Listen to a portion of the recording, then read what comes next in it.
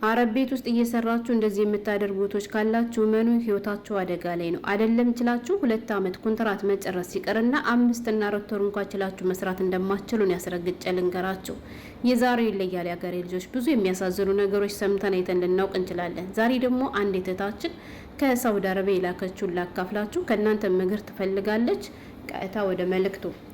መይሙና በእናትሽ እኔንም እንዳታልፊ ቪዲዮ ሰርተሽ ሸር አድርጊልኝ ትላለች። ካንቺም ከተመልካችም ምክር እፈልጋለሁ።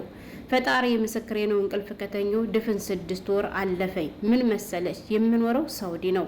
ከዚህ ቤት ከመጣው 7 ወር፣ አንዱን ወር ሰዎቹ ጥሩ ነበሩ። አንዱን ወር እኔም በደንብ ስራዬን እየሰራው 1 ወሬን እንደጨረስኩኝ ወዲያውኑ የመኖሪያ ወረቀቴን አሰራችልኝ።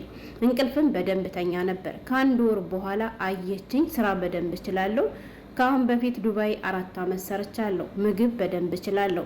ከዛ በቃ ሙሉ ቤቷን አስረከበች። ቤቱ 6 ልጆች አሉና በጭራሽ አንድ አይነት ምግብ አይበሉም። እናቲቱም ሰውየውም ልጆቹም ሁሉም የተለያየ ምግብ ነው የሚያዙኝ።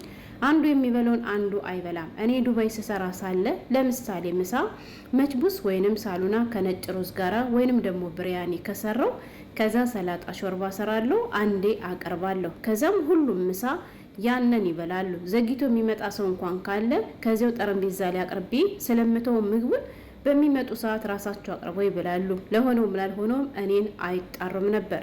እኔ ለመድኩት እንደዚያ ነው። መክሰስም አንድ አይነት ከሰራው ሁላቸውም ይበላሉ። ለምሳሌ ኬክ ወይንም ጌማት ከሰራው በቃ እንደዚያ ነበር እኔ የማውቀው። ከዚህ ግን 8 ድስት ነው የሚያስጥሉኝ ለምሳ ብቻ፣ ለራትም እንደዛው። ብቻ ምን ልበልሽ ማርያምን፣ ሰላም ያለው እንቅልፍ 30 ደቂቃ የሞላ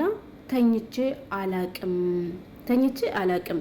አሁንም ቅድምም ነው በሩን የሚቆረቆሩ እየከፈቱ የሚገቡ።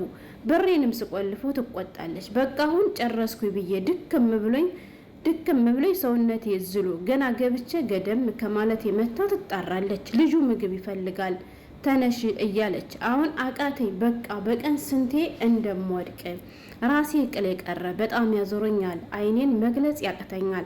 አናቴ በጣም ያቃጥለኛል። በቃ 6 ወር ሆነኝ ሰላሜን ካጠሁም።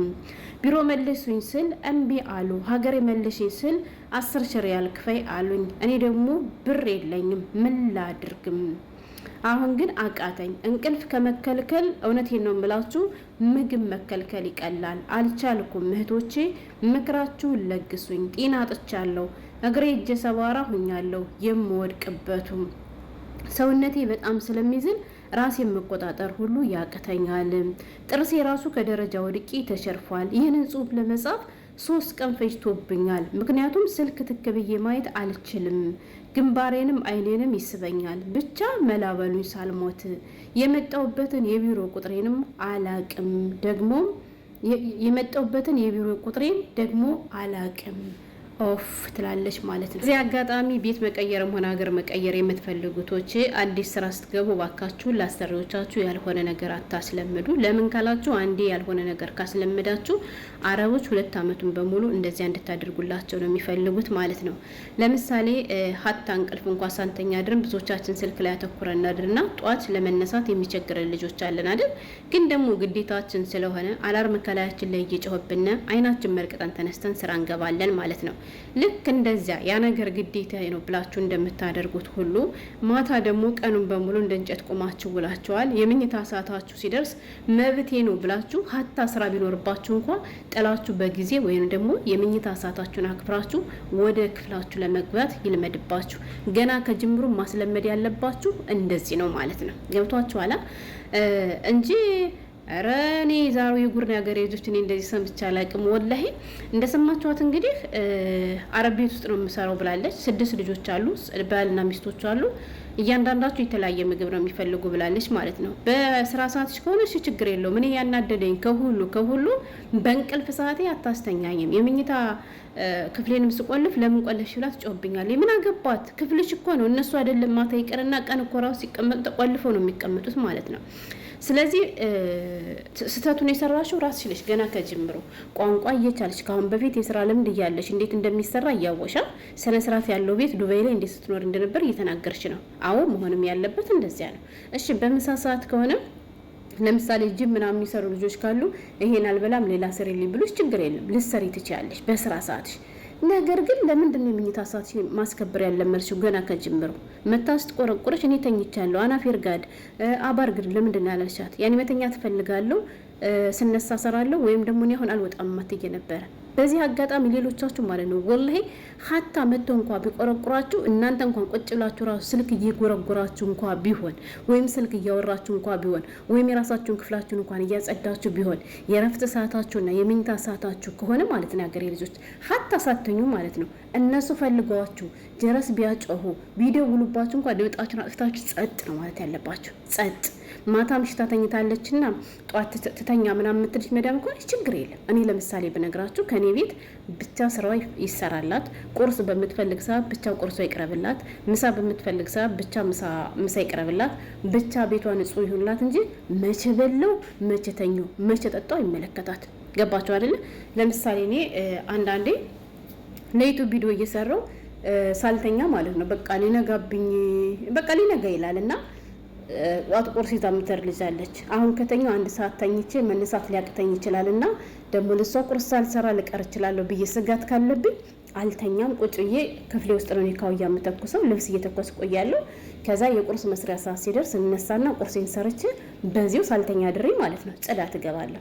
ከዛ ጽዳቴን ከጨረስኩ በኋላ ሁሉን ነገር ከጨረስኩ በኋላ ድጋሚ መጣና ሻወሬን ወስጄ ምናምን ለምሳ የምሰራውን ነገር አውጣጣና እተኛለሁ ማለት ነው። የምሳ መስሪያ ሰዓት እስከሚደርስልኝ ገባችሁ? ቁርሷን አብልቻታለሁ። ምን አገባት ብተኛ። ምሳ ሰዓት ሲደርስ ግን ምሳ ካላቀረብኩላት ልትናገረኝ ትችላለች። ገብቷችኋል?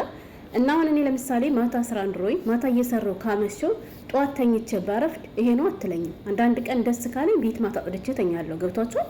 እና ቤቴን ማታ ካጸዱ ጧት እስከፈለኩ ሰዓት ድረስ ብተኛ እሷ አትናገረኝም። ለምን? እሷ የምትፈልገው ስራ ነው። ስራ ተሰርቶላታል። እንደዚህ ያለ ነፃነት ቤት ያለበት ከሆነ ችግር የለም። ግን ከቂጥ ለቂጥ የሚከታተሏችሁ ከሆነ ገና ከጅምሮ ያልሆነ ነገር አታስለምዱ። መብታችሁን አስከብሩ። እና ይቺ ልጅ ወላሂ በጣም ነው የተጎዳችሁ። እንቅልፍ ቀላል አይደለም እና እንደሰማችኋት እግሬ ተሰባብሯል፣ እጄ ተሰባብሯል፣ ጥርሴ ተሸራርፏል እያለች ነው ማለት ነው። ያም ሆኖ አሁን ይሄን ጽሁፍ ለመጻፍ 3 ቀን ወስዶብኛል። ትክ ብዬ ስልክ ማየት አልችልም እስከ ማለት ነው የደረሰችው እና ከዚያ ቤት በጥቅሉ መቀጠል ስለማትፈልጊ በዚህ አጋጣሚ የቢሮ ቁጥር አላውቅም ያልሽው የቢሮች ቁጥር ዩኒፎርምሽ ላይ ያለልሽ። እሺ አሁን ማንኛውም ሰው ወደ ሳውዲ አረቢያ ሲሄድ ዩኒፎርም ለብሰው ነው የሚሄድ። ከዩኒፎርማችሁ ላይ የሚጻፈው የቢሮ ቁጥር ነው። በዚያ ደውለሽ ቢሮዎችሽን ማናገር ትችያለሽ። ግን ዋናው ነገር ምሳሌ ሰራ ነው ረፍዶብኛል በነገራችን ላይ። ዋናው ነገር ግን እናንተ ከዚያ ቤት የመስራት ፍላጎት ከሌላችሁ አሳፍሮ ስትሉ እምቢ የሚሏችሁ ከሆነ ቢሮ ሰዱ ስትሉ እምቢ የሚሏችሁ ከሆነ በቃ ዋናው መፍትሄ ስራ ማቆም ነው። እሺ ነገር ግን ራሳችሁን እየጎዳችሁ ስራችሁን የምትሰሩላቸው ከሆነ እነሱ ከእናንተ የሚፈልጉትን ጥቅም እስካገኙ ድረስ ጉዳይ ይሏችሁ ማለት ነው። ስራ ግን ካቆማችሁ ምንም አንድ ቀን ያሳድሯችሁ ወይ ያሳፍሯችኋል ወይ ይመልሷችኋል። ስለዚህ አንቺ ቋንቋ በደንብ ትችያለሽ። ከቻልሽ ልክ ልኳን ንገሪያት። ወይም ደግሞ ካልቻልሽ ግን ስራ ቆሚ። ስራ ስታቆሚ ወደ ሀገርሽ ታሳፍርሻለች። ያም ማድረግ ካልቻልሽ ደግሞ እንደምንም ብለሽ ከሱ ቤት ለመጥፋት ሞክሪ እንጂ እንደዚህ ወደኩ እንደዚህ ተሰበርኩ እያልሽ በዚህ ሁኔታ ውስጥ እስከምትሞች ነው እንደምትጠብቂው። እና እንድታሳፍርሽ አድርጊ። ስራ ቆሚ። በእርግጠኝነት ስራ ካቆምሽባት ታሳፍርሻለች አልኩሽ። ግን ደግሞ ማታሳፍርሽ ከሆነ ጥፊ። ያለሽ አማራጭ ይሄ ነው እንጂ እስከምትሞች ትጠብቂያለሽ እንዴ? ጉድ እኮ ነው።